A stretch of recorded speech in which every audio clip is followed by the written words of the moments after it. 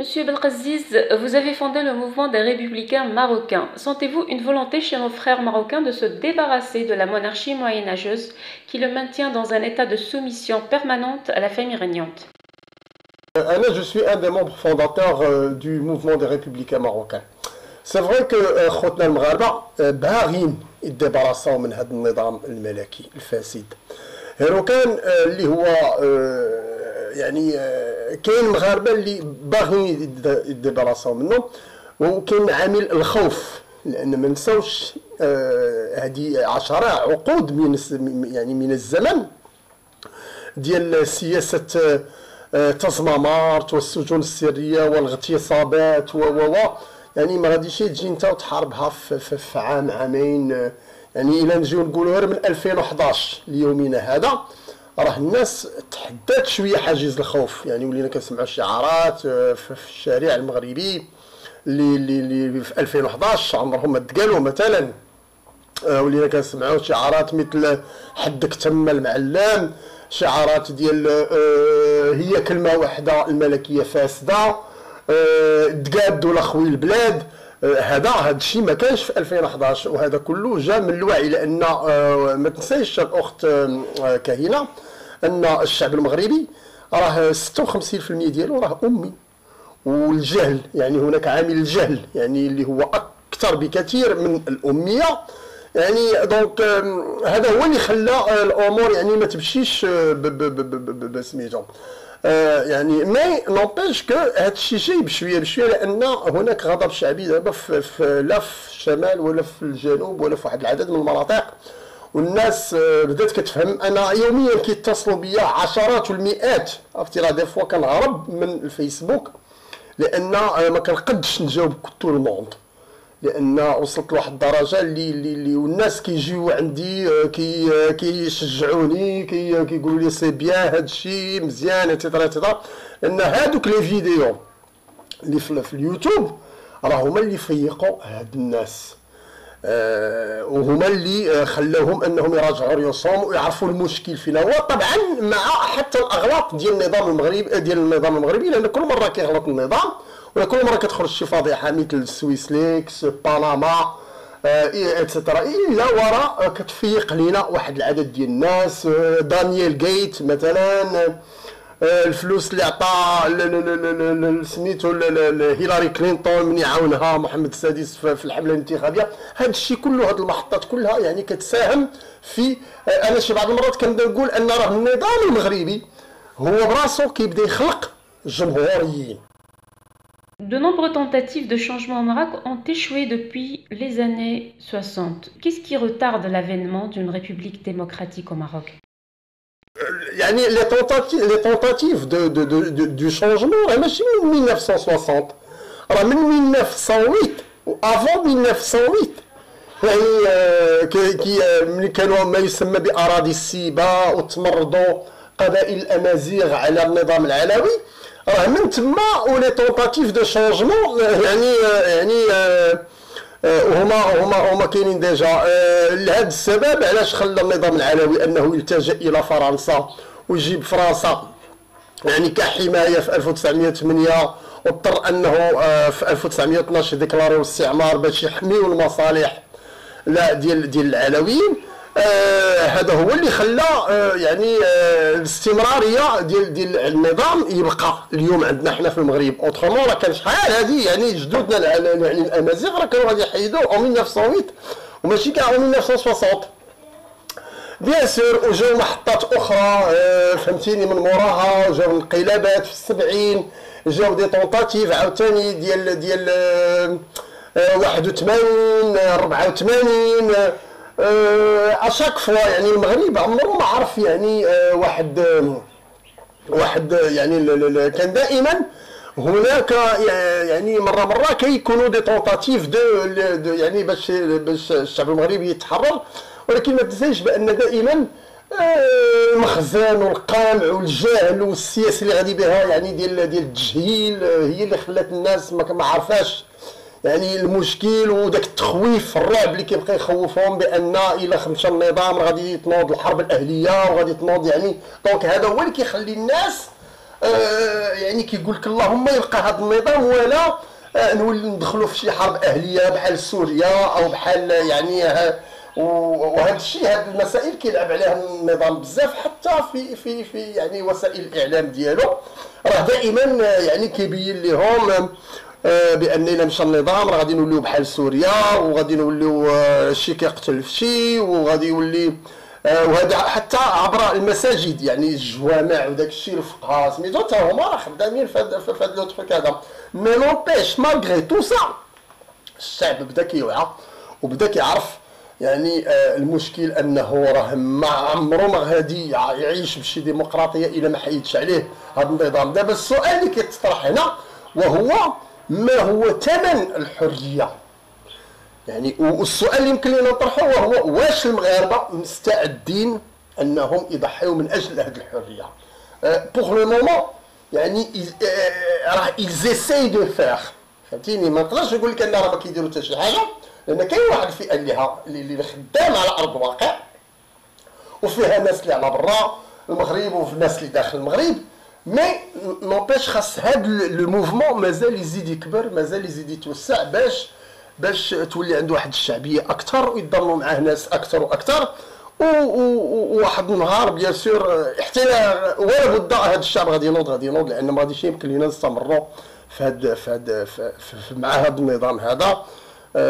رحنا في يعني في حتى الا شفتي يعني يعني التقارير اللي كتخرج المغرب دائما في التعليم ديالو متاخر، في الصحه متاخر، التنميه البشريه، الديفلوبمون هيومان زعما اكسترا اكسترا. رحنا دائما يعني في المراتب اللي يحشم الانسان يقول انه مغربي. وهذا الشيء بداو الناس كيفهموا ان الخلل انه في النظام المغربي وليس في الشعب، لان الشعب هو ما هو الا انعكاس لسياسه النظام، ما يمارس عليه، التعليم اللي ماشي في المستوى، التطبيب اللي ماشي في المستوى والى اخره. وهذا الشيء راه كان مقصود حتى من عند العلويين باش يبقى بنادم دائما. حنا عندنا واحد المثل كيقول لك يعني السياسه تجوع كلب كيتبعك، خاصهم هما كيجوعوا الانسان باش كيبقى يلاه ملهي مع قوته اليومي وما يجي فين يجي يلضف حاله للدار حتى كيجي يعني عيان ما عنده فين يهز الراس صافي وانسي دو سويت انسي دو سويت. Plusieurs livres ont été écrits qui dénoncent la mainmise totale du roi et sa famille sur les richesses du Maroc. Pourquoi le peuple marocain accepte-t-il une telle spoliation de ce qui lui revient de droit selon vous?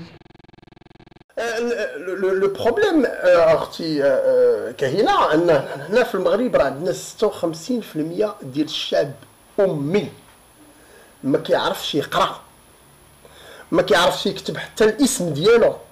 56% راه سي بلوس كو لا موتي دو بوبل ماروكان. هذا زيد عليها عامل الجهل، هذه من جهه. من جهه اخرى ان هذوك الكتوبه ممنوعين في المغرب بتاتا. دونك كيفاش غادي يحصل عليهم الانسان في المغرب باش يعرف ويقرا هاد المصيبه اللي عندنا حنا ديال العلويين؟ خاصو الانترنت يعني العدد ديال الناس اللي كتستخدم الانترنت في المغرب كله هي با بلوس كو 5 مليون et demi حتى 6 مليون sur 40 مليون دو ماروكان. راه سي ريان 5 6 مليون. وهذيك 5 6 مليون راه ما فيهاش يعني راه فيها دي سوسيتي اللي فهمتي اللي كيخدموا بالانترنت، فيها دي سيبر، فيها دي جون كي فهمتي كي يوتيليز انترنت ولكن pour d'autres trucs, pour voir des films, pour travailler, pour فهمتي. راه قليل هذيك الفئه اللي كتجي الانترنت وكتقلب على السياسه في الانترنت وتقلب على الاخبار مثلا وتقرا لي ليفر وتقرا بحال لو روا بريداتور، بحال واحد العدد كثير ديال لي ليفر اللي هما تري امبورطون. راه ممنوعين عندنا حنا في المغرب. الا لقاو عندك راه تمشي للحبس، ما فيهاش، راه يخبروك. الوغ اوتوماتيكمون الناس اللي يحصلوا عليه في المغرب راه غير واحد الفئه صغيره اللي حصلت في سميتو. ولهذا انا كنضطر دي فوا ندير دي فيديو باش نشرح داكشي، لان المغاربه مي فيديو كيقدروا يوصلوا بواحد الطريقه اسرع بكثير كسوا للناس اللي في الانترنت ولا كاينين الناس في المغرب اللي كياخذوهم من الانترنت وكيغرافيوهم في دي سي دي في سي دي وكيبيعوهم، ومني كيبيعوهم يعني كوم سو فورم دو في سي دي دي في دي. بهذيك الطريقه كيشوفوني انا الناس اللي هما ما عندهمش اكسي ا انترنت ولا ما عندهمش الانترنت في ديورهم، وبهذه الطريقه حنا كننشروا الوعي في وسط يعني الاوساط ديال الشعب المغربي، ولا سيما هذيك الطبقه الكادحه اللي ما عندهاش القوه الشرائيه وما عندهاش يعني باش الانترنت وما عندهاش باش تكون سميتهم. دونك هذا هو اللي خلى المغاربه، اما المغاربه ما عارفين والو على بلادهم. غير الذهب اللي هذه اكثر من 20 سنه مثلا وهو كتخرجوا مناجم ولا دوك لي ريشيس اللي عند مناجم، راه كتقولها المغربي كيبقى حل فمو ما كيتيقش، كيقول لك فين شفتي هذا الشيء، عطيني دي بروف. انا ديرنييرمون ما عرفت واش كتشوفوا ما فيديو داك الشيء، راني فرشت لهم يعني مناجم ديال اللي هي تابعه الاونا اسيني، و يعني الذهب اللي كيمشي يعني بالاطنان، كيمشي ماشي الذهب، كاين واحد لو كوبالت، كاين لو كويفر، لو زنك، يعني راه كاين بزاف ديال لي ميتو وديال حتى ديال دي بيير بريسيوز، فهمتي لي زيمرود ولي هادو راه كلهم كيشفروهم هما، والشعب المغربي ما عارفش بانه لانه هما كيقول لك حنا دوله فقيره. هذا هو اللي مروج النظام المغربي في اوساط الشعب المغربي، اننا حنا دوله فقيره. الوغ كتب علينا الله الفقر، خصنا الصبر. هذا الشيء هو النظام المغربي دائما كيكذب على الشعب المغربي، لانه ما يقدرش يقول لي حتى الحقيقه، لان الا قال لي الحقيقه صافي غادي هو الاول غادي يجري عليه، صافي سي فين غادي يسالي لو فيلم الا قال الحقيقه للشعب المغربي. Le Makhzen s'appuie sur la France qu'il entretient et lui assure sa prospérité et la pérennité de la famille alawite à la tête du trône. Comment expliquez-vous cette collusion entre l'Élysée et le palais? Le Makhzen s'appuie sur la France. Bien sûr راه كاين لاكور اكس ليبن، لان خصنا نرجعوا حتى تاريخيا راه من الحمايه اللي هضرنا عليها قبيله في 1908. يعني لاكور اللي دار في 56 ديال اكس ليبن راه تبنى على لي بروميي زاكور ديال 1908 1912 1921 28 30 جو بونس 56. يعني لان لاكور هو فرنسا هي غادي تبقى كتحفظ، هي الراعي للنظام العلوي، بالمقابل بيان سور مصالح ديالها. وهذا هو السبب علاش محمد السادس كيمشي وكيخلص توت لا كلاس بوليتيك دو لا دروات على غوش ولا كلاس ميدياتيك اون فرانس، راه شاكون كيدي ليهم الزبابل ديال الفلوس من عندنا. وفرنسا بيان سور يعني كاع دوك الثروات كيف هضرنا مثل الفوسفات ولا مناجم ولا كلشي كتصرف فيه فرنسا، لان هذا هو لاكور اللي داروا جدود العلويين باش يبقاو محافظين على العرش ديالهم. ولكن انا جو سوي سيغ سيغتان ان نهار اللي الشعب المغربي غادي يخرج ويخرج من اجل اسقاط هذا النظام العلوي، فرنسا هي اول واحد غادي تلقى ليه مخرج، لان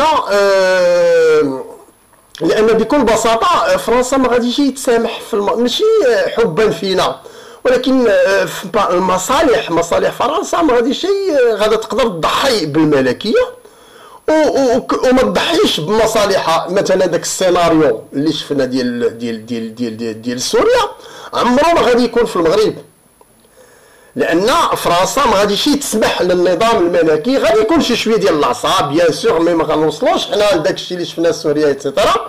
علاش؟ لان كيف كتعرفوا المغرب عنده واحد الموقع استراتيجي مهم في شمال افريقيا، الحدود البوابه مع اوروبا، علاقات يعني مصالح ديال واحد العدد من الدول، فرنسا، اسبانيا، بما في ذلك حتى الجزائر والبايب الغاز البايب اللي دايز ايتترا راه ماشي في مصلحتهم ان نطلب الحرب الاهليه في المغرب، لانه الا ناضت الحرب الاهليه وناضت الفوضى وناض داكشي ديال سوريا، راه ميم لوروب يعني غادي تقاص.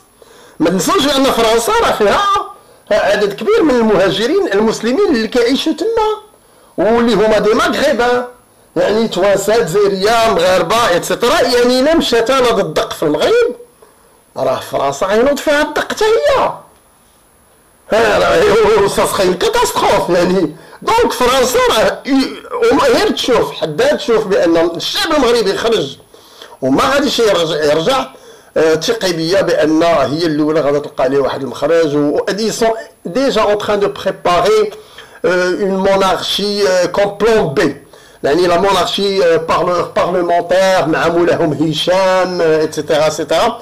Mais nous, on ne va pas accepter nous, on veut plus de monarchie, on veut un régime démocratique, une république démocratique, laïque, bien sûr, avec la séparation de ce qui est religieux, ce qui est politique. Les citoyens d'Al-Hoceïma ne décolèrent pas et les manifestations y sont quotidiennes. D'autres régions du Maroc sont-elles aussi en ébullition ou ce soulèvement ne concerne-t-il que le Rif? Alors les citoyens الحسيمة بالنسبة المغرب فيه مناطق كثيرة اللي هناك فيها غضب شعبي، لا سيما يعني نقدر نقول لك النواحي ديال الأسفي، الجنوب حتى هو، الصحراء ديجا ما نهضروش عليها، الحسيمة والصحراء الشرقية. يعني هادو كلهم المناطق اللي فيها غضب شعبي، بما في ذلك حتى المدن والعاصمة الرباط. يعني وقريبا ما غادي نشوفوا واحد الغليان شعبي لانه هما كيتسناو هاد الصيف باش يدخلوا لي زيميغري، وغادي ديك الساعه غادي يكونوا باغيين يديروا حتى مسيرات اللي غادي تبقى، يعني غادي يزيدوا يكثروا من النضال.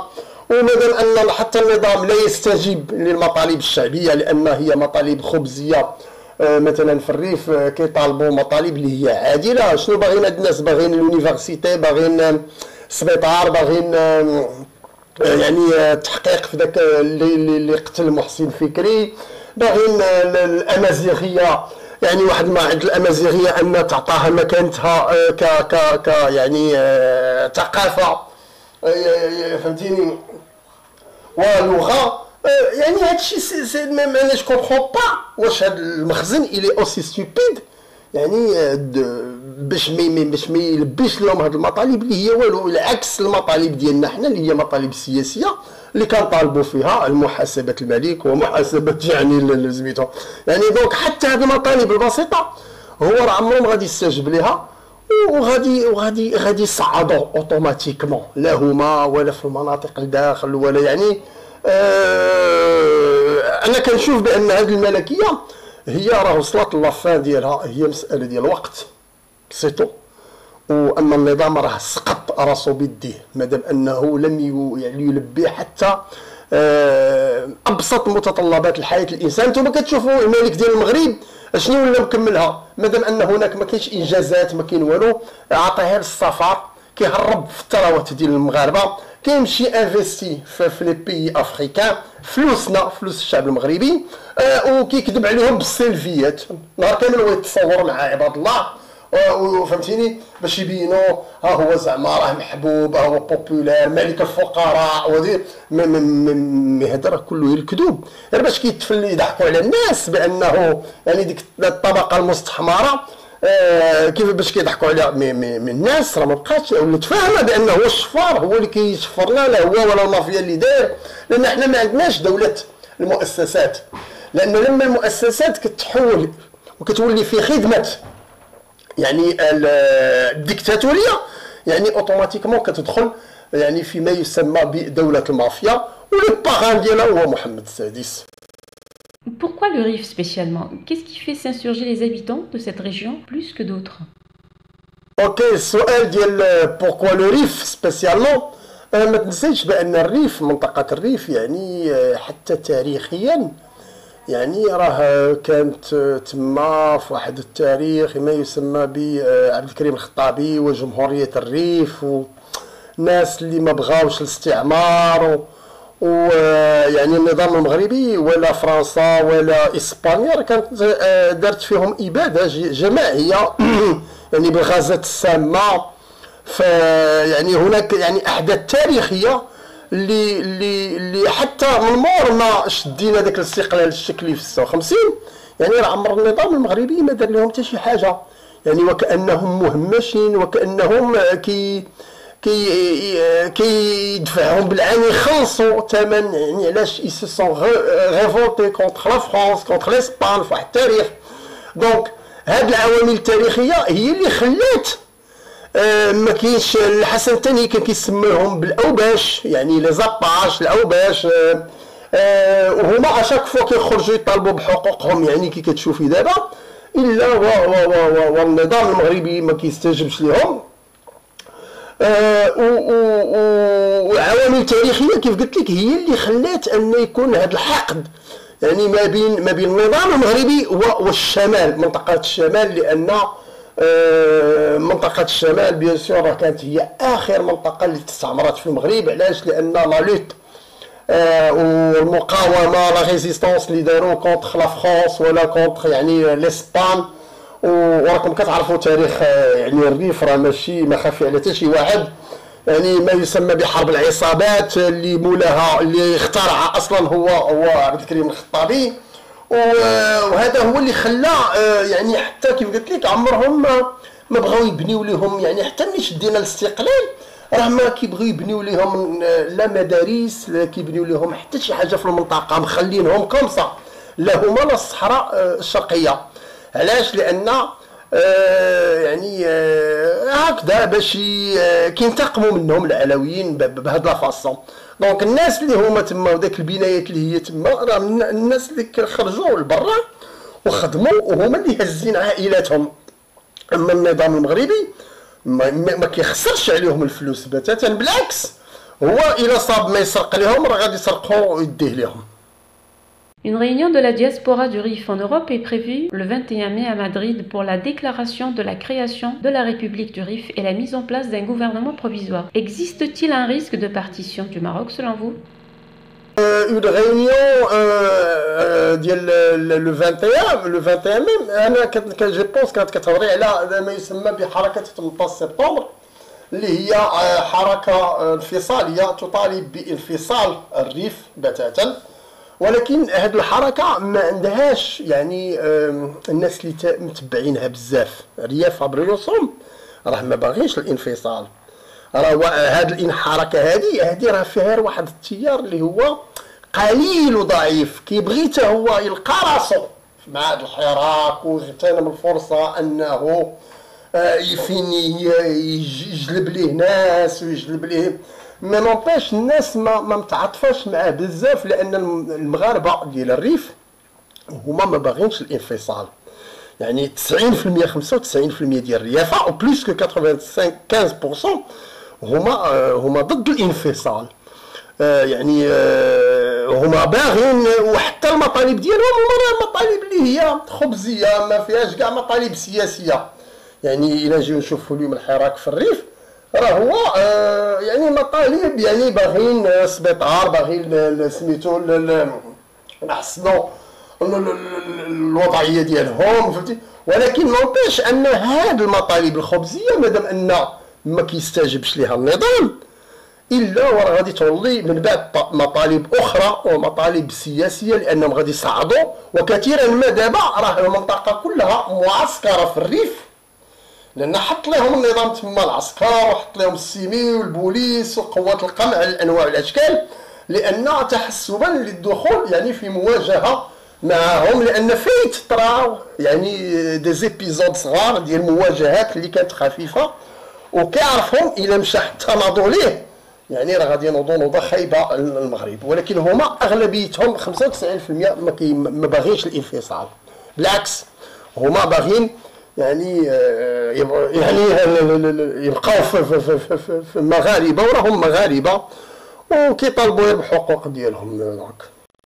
Sentez-vous une adhésion de vos concitoyens à votre projet d'instauration d'une république ou sont-ils réellement attachés à leur roi comme le pérore la propagande du Marzen? نو الاخت كهينه يكذب عليك الكاذب اللي يقول لك ان الناس باقا يعني اتاشي للمخزن.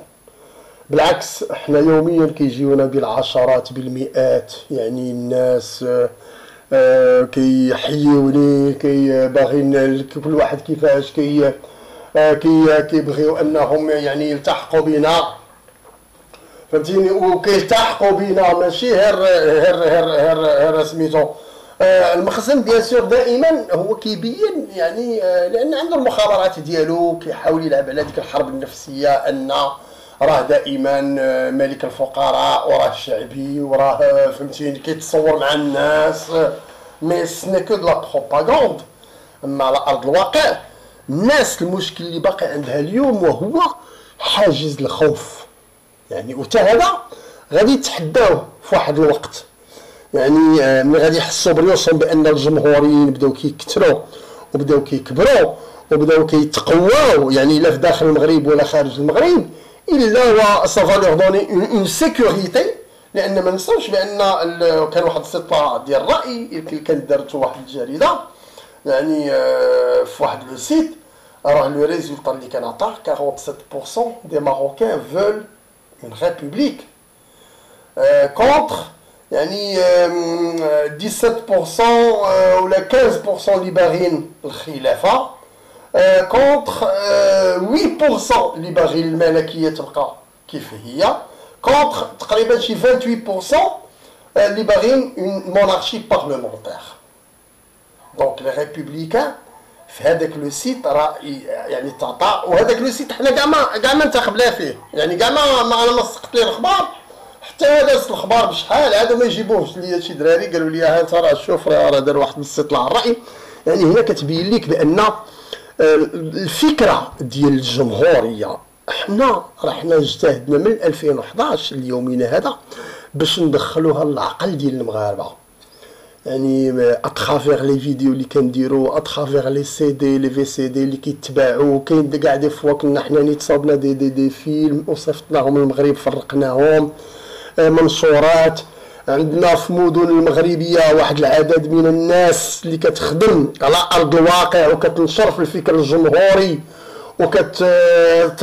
تتلاقى مع الناس وكتهضر معاها اون ديريكت، الناس اللي كيثيقوا فيهم الاصدقاء ديالهم، فهمتيني، وكيقوموا بخرجات، يعني راه كتلقايهم داخلين مع المعطلين، داخلين مع حركه 20 فبراير، داخلين مع الاساتذه، داخلين مع ما كيقولوش بان احنا جمهوريين بيان سور، لان الا خرجوا باسم الجمهوريين غادي يخبرهم النظام كيف دار لواحد العدد كثير ديال الناس اللي لا زالت في السجون. عندنا السجناء في المغرب، فهمتيني، ولكن راه كاين عدد مهم اللي كيحاول يخرج في جميع الخرجات اللي كيديروا بما في ذلك حتى الفراشه، يعني فهمتيني، راه حتى هما فيهم وكيوعيو في دوك الناس باش يعني راه الحل هو لا ريبوبليك، خاصنا نسقطوا هذا النظام ايتترا.